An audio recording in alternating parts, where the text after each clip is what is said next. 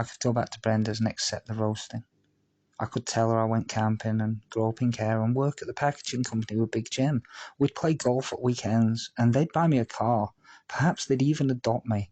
And when I'd made enough money, I'd leave them forever and get married, and my son would work at a packaging company, and we'd all be fake and kind of happy forever. Fuck that. I may not have much, but he's my dad. My way might be harder, but I mentally slapped myself around a bit and just knocked on the fucking door. I didn't even know if he still lived there. I only had a letter. No answer. I knocked again harder, and an older man in his later 40s opened the door. He had grey hair and jeans which were too tight and a brown shirt that was too big. "Hello, can I help you?" he said chirpily. Yeah, I got the letter. I'm looking for Wenzel Daly," I informed him. "Nobody by that name here, son." "Daly? Hold on a minute," he said, chewing his fingernail. "It's okay, Frills," Wenzel said from behind him. "He's here to see me," he added as the door opened some more. My father stood there. "Ah, Stella, there you are. Stella isn't your real name, then? We thought you were fishing," Frills told him.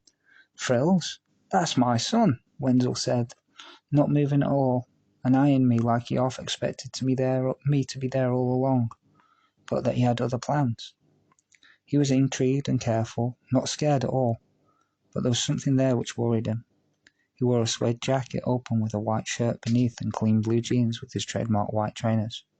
He definitely wasn't going fishing. He appeared to be faking shock. "No visitors in your room, Stella, you know the rules. But as your son's come here." "Coming in, lad," Frill said, waving me in. I pointed at my bike, which I'd laid against the wall in case I had to make a quick getaway, despite the fact that it wouldn't be that quick, and I'd be unlikely to get away. "Oh, we'll be fine there," Frill said, pointing to the inner hallway. I didn't move. I hadn't taken my eyes from Dad's, nor him from mine. I didn't know what to feel or do. Wenzel seemed to be trying to figure me out. "Put it in the hall, it's safe there," he said. And I did, for once knowing which name to write.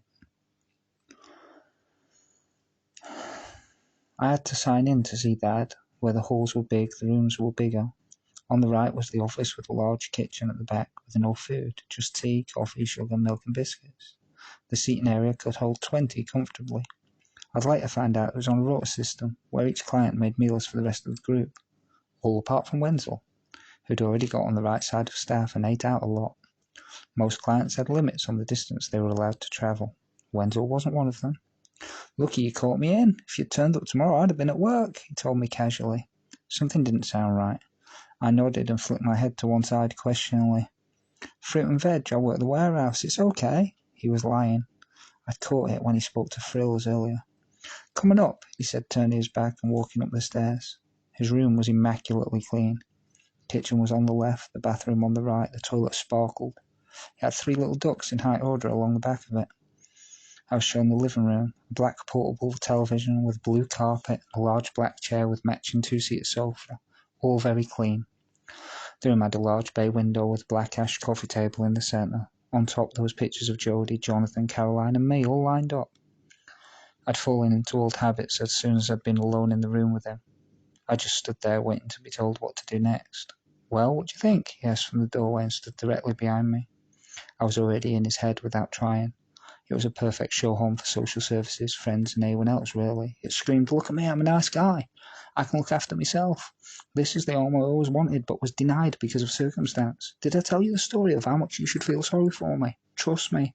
Then my own thoughts kicked in. It's not him, he's changed. Maybe he's changed. Something's wrong. Doesn't feel like it should. No hug. No good to see you. No I love you. No I'm sorry. My response was small. "You have pictures?" Which was exactly what people were supposed to notice, and therefore exactly what I was supposed to comment on. "Yeah, I think about you all the time. Ask anyone. I never shut up about you. You want a brew?" he asked, heading to the kitchen. "No, thank you. Do you have something cold?" I asked back. The kitchen was smaller, with a tiny drop-leaf table and 2 metal seats either end. A kettle, tea, coffee and sugar pots, and an empty draining rack. Something was wrong, but I couldn't put my finger on it. There were no pictures in the kitchen. He opened the fridge to get the milk for the coffee. Milk was the only thing in there. "Something's wrong," my mind screamed. "I knew you'd come back," he said, talking to the cup. "You always took care of people. You'd want to see me well." "I'm all right," he said, moving his shirt sleeve down. I'd only seen his gold watch. There was no marks. "I'll be right back. I left the biscuits downstairs earlier," he said, walking out of the flat. He left the door open and was back almost immediately. He was red-faced and had obviously ran. What wasn't I supposed to see here? I checked the corners of the kitchen and hall. No cameras. "Well, you've met Frills. He plays pool. He's very good. I got my own flat.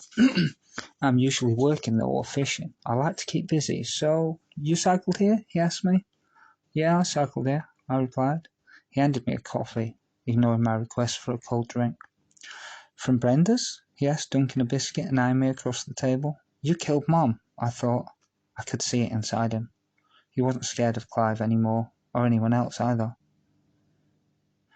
"What happened? You did well to get this far," he asked again. I explained she'd upset me when I was reading, so I left, and that she kept trying to get me to call her Mum. "I knew, you know. I knew when you wrote what a great time you were having that you'd come. I knew when the writing stopped that it would be soon," he said, obviously in his own world. He didn't reach across and tap my hand. He didn't say I'm sorry. He just sat there with his head over his cup, smiling like he knew everything. I knew he wasn't smiling because I was there. He was smiling because he'd been right, and in his head he'd got one up on Brenda. "Yeah, she made us write stuff." I said Mum was bad because I knew that would help. In the end, I refused to write at all because if I couldn't write what I wanted to, I wasn't going to write, I told him. "Bitch," he said venomously, without being loud. "She says I'll be like you if I do something wrong," I told him. "What do you mean?" he asked me, his eyes turning threatening. "She says you're a murderer," I told him, looking at the table, waiting for him to explode. "Oh, she did she? That's defamation. I'll have her for that," he said, leaning back and shaking his head. The old anger had never left. I didn't know what defamation was, but I knew in all my time in care I'd not seen anyone speak or have body language like Wenzel. "What?" I asked him. "I'm not a murderer. I was convicted of manslaughter, and that means she is lying, and by law she can't do that." "Oh," I said, feeling both that he didn't care what she'd done to me, and that he definitely had killed Mum. "What happened?" I asked. "I will tell you, but now is not the time. We have to figure out how to get you home. Okay?" he said. "Home?" I asked defensively. "You can't stay here. They won't let you." "I have things to sort out here," he said dismissively. "Sorry I disturbed you," I said honestly and stood up. I wasn't going back. "No, I didn't mean it like that. I want you here, if you want to be, but it has to be done the right way. Stay here whilst I make a couple of calls, okay?" he said. I nodded, visualizing the route down the stairs, left into the hall, grabbing my bike out the door, and then into what? I need not have started planning my escape. He took the calls directly outside the door, and he was pacing. I could barely hear him, and then he walked downstairs. This flat had one exit. If a social worker or the police came in, I couldn't run. I went out and heard him on the phone. "Yeah, but I can't come tonight. What am I supposed to do?" Yeah, I'll do that, yeah." As I approached, his tone changed. "Anyway, I'll pick up a Mars bars." "That's right, Mars bars. I'll bring them soon. I've got to go now." He hung up. "Okay," he said, fake smiling me. The feelings of wanting to hug him and hold on until I'd cried out all my pain were gone.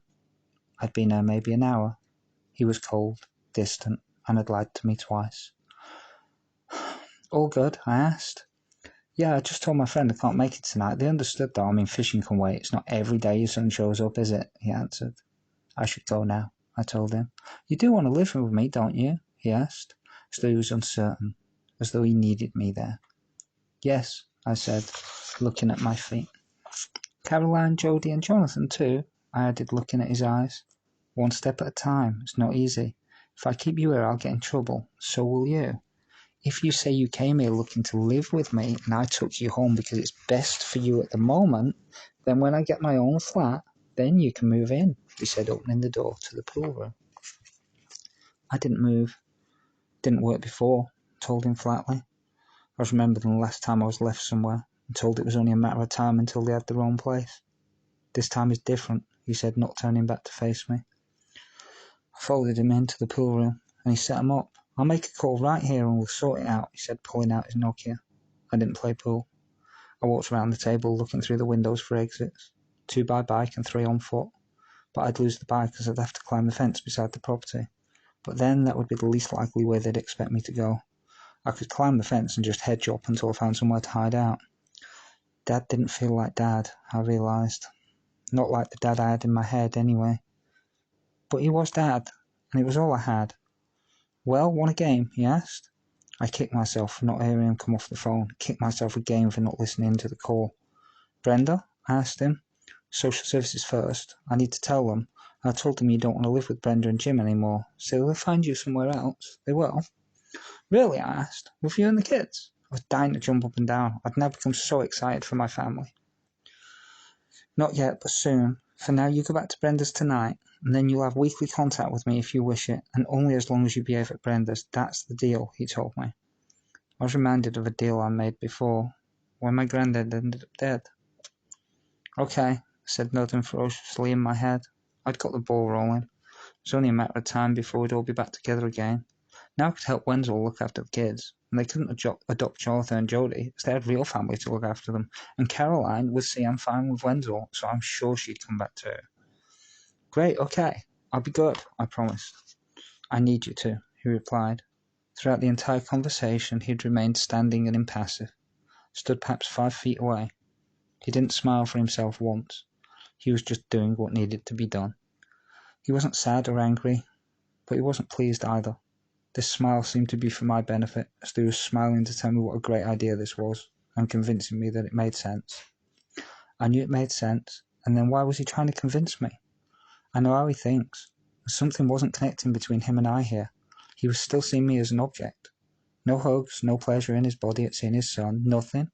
And who was this friend who was getting Mars boss? He showed me how to play pool. He was very good and explained him and Frills play a lot and are the best 2 players there. He used to play in snooker competitions in Macclesfield too, so it's just practice. It was soon time to go. I was silent in the car all the way back whilst my bike was tied down into the boot. I remembered other times I'd been in the car with him. This was a different car, but it felt exactly the same. Only this time I was sat where my mum would have sat, and Jonathan, Jodie and Caroline weren't there either. With my bad back and you now on my side, we'll have a flat in no time. I wasn't sure at first if that was said because I needed to hear it, or because he wanted it, but he seemed genuinely excited about the flat. If you're good, he added sternly. I hate it there. I told him about Big Jim knocking my arm. I didn't tell him. I got so angry I could have killed him. Fat Welsh bastard, he shouted. I didn't like him talking like that, because Big Jim had never really hurt me, and he'd never killed anyone. But Dad was Dad. It was my only chance to get the family back together. We pulled up down the road from Brenda's house. I thought he'd lost the directions, when he suddenly stopped. Okay, off you go. Good to see you. Remember what I said, he told me rapidly as though firing off a shopping list at speed. My bike? I asked, feeling like I'd just been dismissed. Untie it, take it out. I told Brenda I wouldn't go on her road or get out of the car. That's the condition of me dropping you home, he told me. What? I asked. Stupid cow, I know, but needs to be done. Just remember the big picture, yeah? He said, eyeballing me as I looked at him through the door window. I was struggling to undo the knots. Fuck it, he said, getting out and uncurling a small penknife. Shh, he said, meaning he wasn't supposed to have it. Why have you got that? I asked him. Vision, and for knots like this, he laughed, cutting the rope. He lifted my bike out with no problems. Go, he said, tapping my shoulder. I wondered why he'd tapped my shoulder, and then I realised Big Jim was watching us from down the road. Where's Brenda? I asked Wendell. She's the boss. She always comes out, I added. Too scared, I guess, and she fucking should be too, he replied. Go. Remember what I said. He waved to Big Jim and got back in the car. I pushed my bike down the road to meet Big Jim. He only left the front doorstep when Wenzel had gone. I'm Tracy Daly. Take care of yourselves and each other.